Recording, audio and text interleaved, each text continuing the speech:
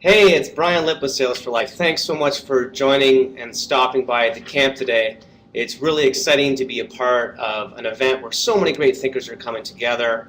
And we're talking about a lot of things that are impacting business on the day-to-day as well as our personal life. And when we think about what we're going through, it's transformational. And that really means that executive alignment is critical. Because without that top-down support and buy-in, how are we really going to cause any change? So this is live. As we go through this session today, feel free to drop some comments in the chat box or ask a question. And it's already looking like we're getting some engagement, so we will start to get through as many questions as we can as we go through the content. So as we think about this, we really have to put ourselves in our executive team's shoes. Why are we even here? Why does digital sales matter? How does it actually help our business? Will it have an impact on our current initiatives? And if so, who do we really need to bring forward? How can we get alignment with the right people, and why? What's the impact that they're going to have? And even if we go down this path, is change actually worth it? From there, if we want to go down this path of change, how are we going to ensure we're successful? How can we really mitigate the risk associated with this type of transformation? It's not going to be easy, but we know that we're really here because the market demands it. Think about your personal life. When was the last time you made a major purchase decision without first jumping on Google, asking your Facebook network, or reading those Amazon reviews? We do it all the time, every day. So the fact that many sales leaders still think that it's not going to translate into B2B buying behavior, I think is absolutely ridiculous. And we're seeing way too many sales leaders ask their sales teams to sell in a way that they themselves would not even buy. It shocks me how often we're continuing to get face-to-face cold calls in our office where people are just walking in, asking who's in charge, and expecting that that's actually going to be an effective way of engaging someone. So we know buyers are learning without sales because we do it in our personal life. And regardless of what that journey looks like or how far they go along, we know it's happening. It's just logical. And content is really the currency of value to help people throughout their journey. So we know this is the case. So what does that really mean as far as how we approach the marketplace? Well, there's some compelling data. What really jumps out at me from Corporate Visions research is that those that are engaging effectively early, and I'm not saying engaging with random people, it has to be individuals and organizations that meet your ideal customer profile, people that you can actually help grow and create more value. If you're doing that well, you're winning 3/4 of the time approximately. That's absolutely massive. But it's not just like marketing does this, sales does this. It's quite fluid and dynamic. So if you have some live human collaboration, you're also then going to still go back online and do some self-research, right? You're going to read those peer discussion groups or chat about it over dinner, and then you'll also go back and have potentially another live conversation with someone who's a subject matter expert. So it's quite fluid. Sales, marketing, and customer success is absolutely integral to being one cohesive unit. And I think that's really where we're all striving to be. So this data is compelling because we know if we can get in deals early, we're much more likely to win. But we also have to be cognizant of the fact that people will be digesting content whether you like it or not. You do not have a choice. But it's not all bad news here. There's some great research from McKinsey that demonstrates if you are effectively supporting the buying journey, or you're actually helping people based on where they're at, rather than pushing a self-serving agenda, you're going to have happier customers, you're going to grow your business, and you're going to be creating advocates or people that are willing to recommend you, which is super powerful, as we all know. Referrals have the best win rates, and you're going to have less customers walking out the door. So we have to ask ourselves, are we prepared to cause this change? I really think we're all here because the market demands it. If we just ignore this, it's going to continue to get harder and harder to catch up. So we have to shift our mindset and really focus on being involved in a continuous learning frame of mind. So that leads to asking yourself a question. Are you going to continue to be rigid? Or are you going to be now flexible based on the realities of what's happening in the market? If you take a look at this slide from Salesforce's Tiffany Bova, it demonstrates the evolution of B2B sales, where initially we started to actually get some process going. We started to understand the stages of how people are going through a journey, but it was still very much an unnatural pushed process internally. It wasn't really market driven or contextual for the client. Then we started to think much more around production, right? Around metrics, and that's never going to go away. We can't improve unless we actually understand what's going on. But then it moved into specialization, and we're continuing to see more and more specialization as far as the types of sales and marketing roles, because just the technology is evolving, the way this all works is evolving, so people have to learn new skills, and of course, specialization allows you to get deeper. But then I really think now we're in this state of everything being customer driven. And if we're not putting our mindset into that type of reality, we're really going to have a hard time being contextual and relevant based on where someone's at in their journey. Are they really early, or have they already gone down a path and maybe failed? And now they're looking for a new solution, or they're looking to, save some sort of initiative that was having a challenge. So we really have to be conscious of the fact that this is the reality of the modern buyer. Just like our personal lives, this is translating into business. It's that consumerization of B2B buying behavior. So ask yourself, are you ready to make a change? Because the customer has much more power than you or me. And it'll be time that we really recognize that. So where are we striving to go? How are we going to get there? We are seeing organizations create one cohesive revenue team.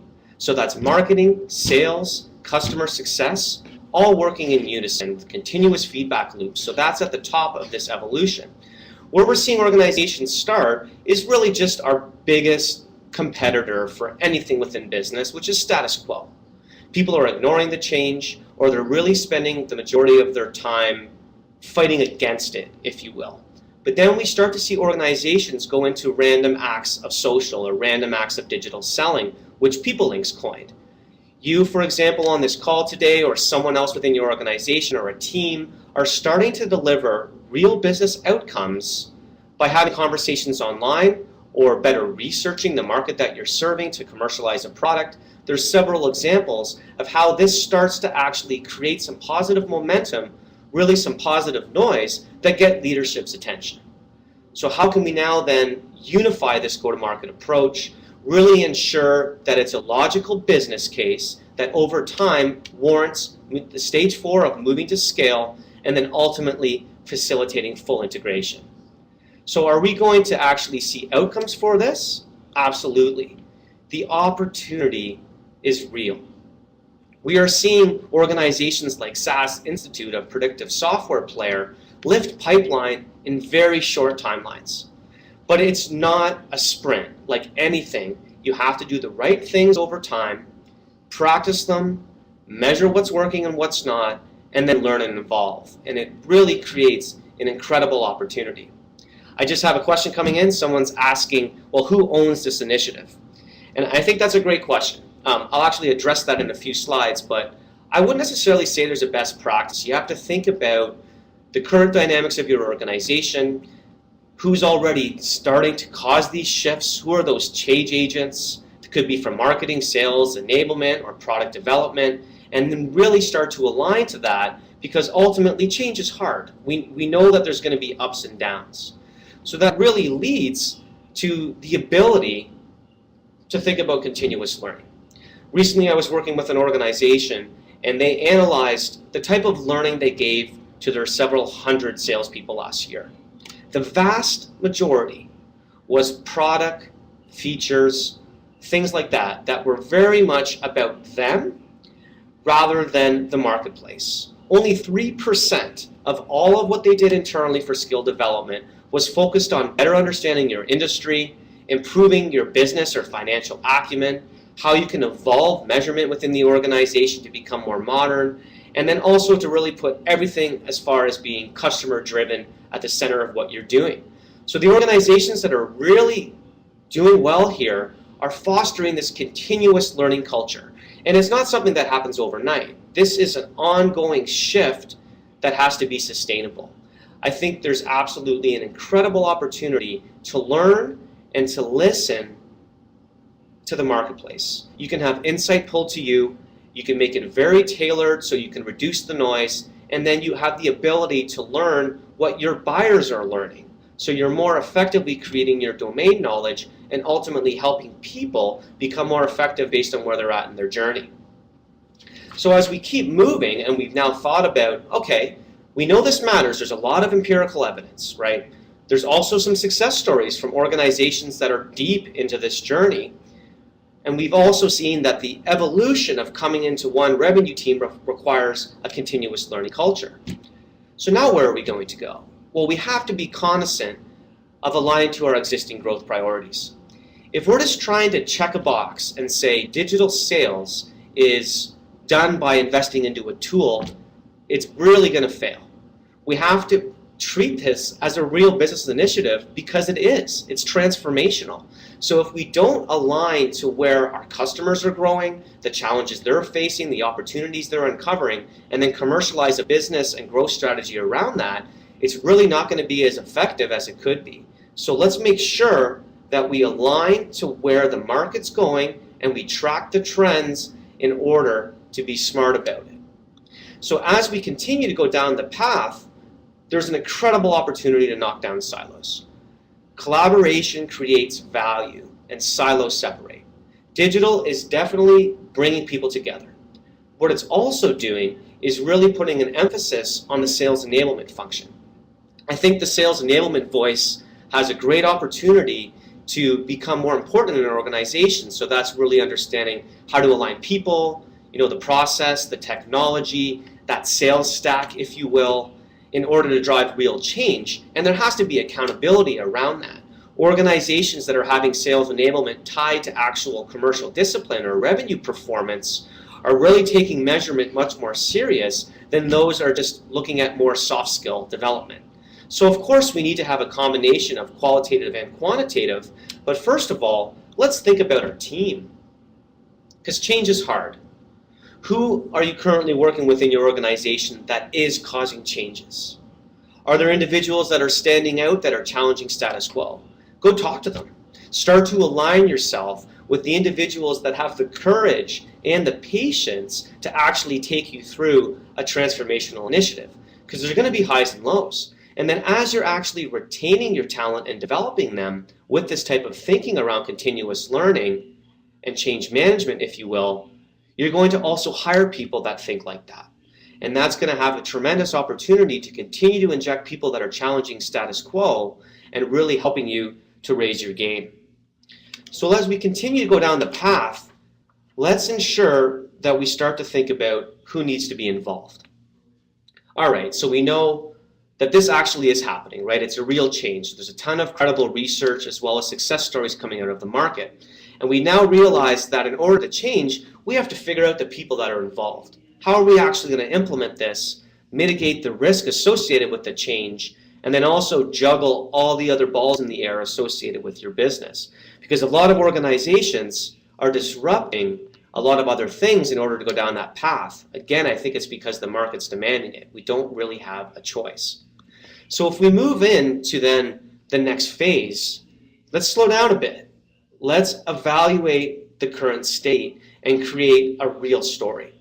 Many organizations are making these massive bets with tool buys, but they haven't actually assessed where they're at, or they haven't audited their existing people, process, and technology. They haven't necessarily conducted research interviews, not only with leadership teams, but frontline salespeople who are interacting in the market. So let's make sure that we evaluate the current state of our organizations before we start throwing money at a problem without really understanding what the impact could be and what it requires as far as bringing the right people together to change things. As I move on to this next slide, this relates to the question that came in earlier around who should own this initiative. And as I mentioned, we are seeing organizations strike committees. So because you're moving towards one revenue team, we need to ensure that sales leadership is there, marketing's involved because they're helping to formulate that great content that people use in digital conversations, And then the enablement function, which we touched on. How can we ensure we're instilling this continuous learning culture and also ensuring that sales ops, if you will, is helping to measure and manage the way that this change is happening over time. So this is really a big opportunity, but it does require cross-functional collaboration, which can be difficult. So make sure that you're thinking about these pillars of the future revenue team and who from these different areas of the business can be involved in this committee to actually start to cause the change. We also have to keep in mind that if it is, as I mentioned, just you checking a box, it's not going to be effective. And beyond that, we have to enhance fundamentals and weave digital sales into your DNA or your overall go-to-market strategy. There is a ton of noise out there, right? We're seeing it all the time in both our personal life and professional life. So how can we filter that noise down to what's really proven to work and ensuring that digital is a core initiative that will drive sustained change? We can't just make a change and then expect that a week, a month, a year later, it's going to be there unless we really drive the right reinforcement of behaviors, we manage the right accountability, we ensure that the measurement associated with the initiative is actually showing progress. The good, the bad, and the ugly. We need that transparency and that visibility to really weave this strategy into the realities of your actual business. So when we think about this, what is really the perceived risk, right? Is it worth changing? And it's a hard question to ask yourself. But if we make a considerable change, I think we have to have the evidence first. And we've noticed that, right? We're seeing that buying behavior is shifting. You may hear that example of the sales professional that lost a deal to a great potential customer. They didn't even know that there was a deal on the table because someone else had got in there early.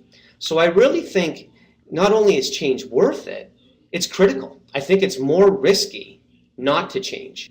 And we know these interruptive sales strategies, the current status quo isn't working. That's why we're all here at this fun camp today, in order to learn how to cause these shifts, in order to learn how to take smart risks. And if we don't, we're going to end up in what we call the commodity zone.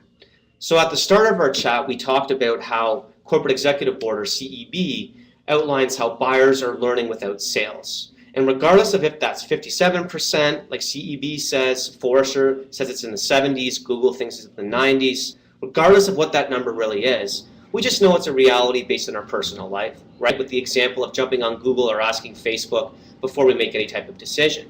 And then we also know, based on the corporate visions research, that if you are getting into deals early, you're winning almost 3/4 of the time, or that's 74%. So if we're not getting in early and we're not supporting people in their buying journey based on where they're at, rather than pushing a self-serving agenda, we're going to end up in price wars.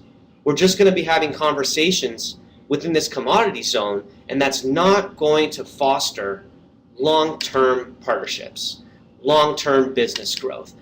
You're not going to become an actual advisor, if you will, right? You're just going to be a vendor that gets to the table very late and then just tries to negotiate on price to try to get some sort of business out of it. So the risk of the commodity zone is very real. I would say that digital is amplifying the fact that if you're not where your buyers are and helping them along their journey, someone else will be. And those people then are getting into the deal early and ultimately winning more often. So let's make sure that we think about the risk of not changing here. I do think it's more risky not to change.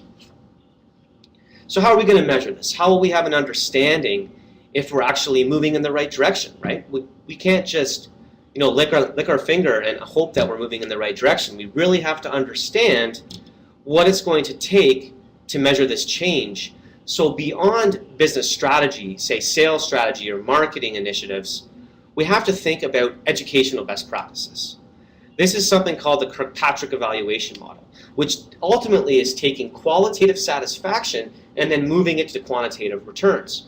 So are people actually enjoying this learning experience that's causing the change? Are they then taking what they've learned and applying it in the day-to-day aspects of their jobs? What's the impact of that? What's working? What's not? How can we get better? And then ultimately, how is that leading towards real business outcomes and quantitative returns associated with any investment that you've made to help cause this change? So it's very important to think about the opportunity to actually correlate learning to revenue performance. And we are seeing organizations do this. They are able to prove with defendable data that the individuals and teams that are learning, then applying it in their day-to-day, so learning is your leading indicator, then people are applying it in their day-to-day, and you can measure that as far as, say, social activity and driving conversations, the way marketing content is helping to attract people, variety of different current social activity indicators, and I'll jump into it on the next slide, that ultimately lead to pipeline. If we're only looking at pipeline, it's too late. Like, what really gave us the opportunity to generate that pipeline? Where did it come from, and what was the stuff we did along the way to actually help to generate net new pipeline? So we get to the next point as far as actual metrics. If we actually mechanize the concept of learning being the leading indicator, current activity being really the understanding of if people are taking the learning and apply it, and then the lagging indicator being pipeline, we can actually get more granular. So from a learning performance point of view, are people actually showing up? Are they collaborating with their peers? Are they proving that they understand something by, say, completing a quiz or an assignment? And then are they actually practicing in the market, which again you can measure with certain activity metrics? Are you seeing new contacts come into your CRM? Is someone landing a new lead? Or is an opportunity being influenced by sharing content at the right time with the right context? So content sharing is definitely worth evaluating, because we know if people are educating themselves online, that if we're not helping there, they're finding that content somewhere else. So we have to be shaping people's perceptions and challenging status quo with credible content. And keep in mind, we just don't want to hear about you and your content, right? No one really cares about you. It's about them. How can we make other people more successful? So definitely share third-party content. Put yourself on top of the industry that you're working for and actually understand what the macro trends are, then understand the company trends, and then ultimately the persona trends for the individuals that you would do business with. There's also other indicators around just engagement. Are people growing their digital presence? For example, are they growing their LinkedIn networks, improving their Twitter followers? Are they improving the type of engagement they're seeing online? LinkedIn has done a solid job in creating their social selling index score. Again, are people actually engaging in this type of shift? So if we look at learning performance and then see how people apply it, naturally, if new conversations are starting in the market, we are going to see pipeline be influenced and revenue being landed. And the opportunity is definitely real to correlate this. But remember, like we talked about at the start of the talk, if we're not aligning to our existing priorities, our existing growth focus of our customers, the trends that we're experiencing in the industry, you're going to set yourself up to fail. And timing is absolutely critical. Think about all the competing priorities. If you just made some massive investment and the entire executive team and a lot of the other resources within the business are focused on it, I would tread lightly as far as instilling a transformational initiative on top of that. We have to make sure we understand the competing priorities. And then the third point is that we really need to understand the political landscape. When we start to talk about changes happening to the way people are getting measured, ultimately the way they're making money, that's a delicate conversation, of course. So that's why it's really important to align with change agents, right? The people that are up to the challenge of causing this change. It's absolutely paramount. So as we think about aligning to our current growth plans, making sure the timing makes sense and we're weaving this into competing priorities in an effective way by striking that committee we talked about and being cognizant of the current talents, then we're ready to move on to the next step. Because we have to, again, work towards correlating that learning leads to real outcomes. And many organizations can show that. Take a look at this large technology player. They took a subset of their organization to get some proof of value, and in 6 months, with 75 sales professionals, with an average deal of $25K, you can see that the people that actually took what they've learned and applied it in the market and then reinforced it with consistent practice clearly generated the most business and also have the biggest pipeline. It is very easy to see now because you started much earlier in the journey on who are your stars going to be and who's struggling. How can we actually collaborate with the people that need help? Give them the right type of coaching. Understand in our one-on-ones what's really going on, what's holding them back. How can we help them? So if we don't start much earlier with learning, we're really never going to understand the causes of, say, that pipeline gap or why you missed your number last quarter. So I'd say the opportunity is really being proven here to correlate that learning and applying your learning leads to the best outcomes. So that's the end from my side. I wanted to see if anyone else has some questions. Feel free to type them in the chat box, and I'm happy to take them live. So I have one coming in from John, and he's saying, well, how long does this really take? And that's a good question. I would say that it depends on the current state of your organization, first of all. So when we talked about not just making a massive bet before really evaluating where you're at, that's really what I would stress in answering your question. Take the time to conduct some assessments, get some third-party help if you need, or just make sure you find the people internally that can help to do that, and then have some real conversations across all levels of your organization and across the different job functions or disciplines of the business. Because if we don't have a real understanding of what's going on now, you could end up going down a path that's completely the wrong way, and that's going to end up causing some wasted money, a lot of wasted time. So I definitely would say the time question relates to your current state. And then from there, we see organizations demonstrate good learning change within a few months. Pipeline attributions start to come 6 to 12 to 18. It depends on how long your existing cycles are, how complex your services are, solutions are. So be cognizant of some of the metrics that you already have. And I'd also say take a look at those current conversion ratios, right? We ultimately want to help to improve the velocity of the business, right, as far as growing, the probability of being successful based on what you're doing, and things along those lines. So the core conversion metrics that you would look at as a commercial leader apply, but we also have to then go much earlier into the learning stage like I was talking about, and then also ensure that we really understand what the story is internally, not the preconceived story or the story someone's trying to tell for some self-serving agenda. So it's a really good question, and I would say that you can't give up, right? This is transformation. It's going to take a while. You're going to have some highs and lows. So just be sure that you're putting in the right type of effort.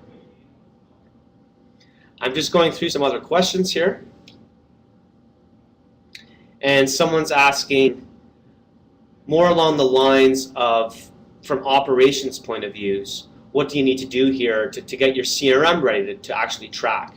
That's a good question too. A lot of organizations think that they may need to do a massive investment up front before this gets going. There's actually a lot of free tools out there online that can help you start to track this. And your existing CRM with some minor tweaks can easily do this. Say you're logging an activity in Salesforce, and you're logging a phone call, or you're logging an email. You can simply create another drop-down so you can log digital sales activity. It can be that easy. There are some tools that will also help to automate that type of thing. So you may want to check out, sales acceleration types of softwares or prospecting softwares that allow your sales team to work within one cohesive platform. We're actually going down that journey ourselves, and it's exciting. It's definitely getting easier to measure, but I'd also say that it's going to continue to evolve. Over a year ago compared to now, it's really getting more robust, and a year or two from now, I think it's going to continue to change. That's just the nature of digital sales and marketing strategy. It's dynamic. I think that's really fun, but that's also why you need to have that continuous learning mindset, or you'll really be left behind. So I wanted to really thank everyone for stopping by. Feel free to connect with me on LinkedIn. Everyone has different context into why they're here, and be sure to check out all the other sessions. They will be available on demand too. So I was in some meetings, I couldn't see them all, but I'm definitely going to go back and watch the recordings. So thanks a lot. This is Brian with Lipp with Sales for Life. Enjoy the rest of the camp.